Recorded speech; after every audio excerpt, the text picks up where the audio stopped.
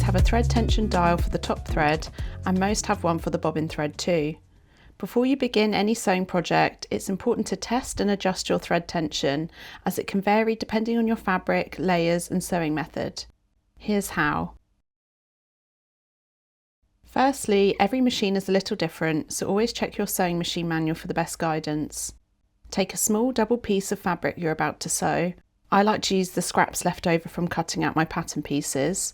If your project uses interfacing, lining, batting or specialty stitches, include those in your test sample too.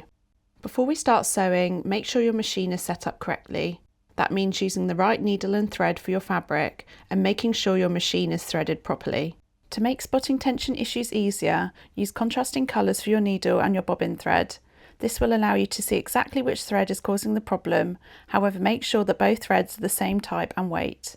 For example, I'm using a lightweight calico fabric with a size 70 or 10 universal needle, polyester sew-all thread, a standard zigzag presser foot, and my sewing machine is set to a centre aligned straight stitch, a stitch length of 2.5 and a thread tension of 4.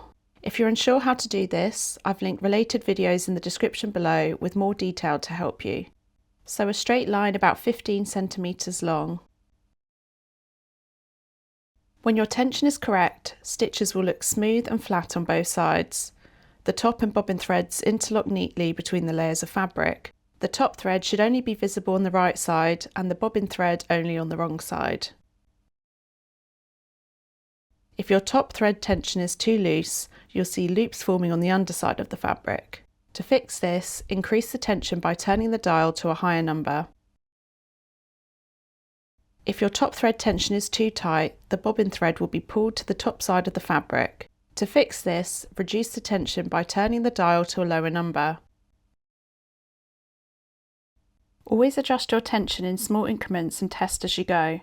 Try turning the dial just half a mark at a time. For most machines, a setting between 4 and 5 works well for standard stitching on medium weight fabric.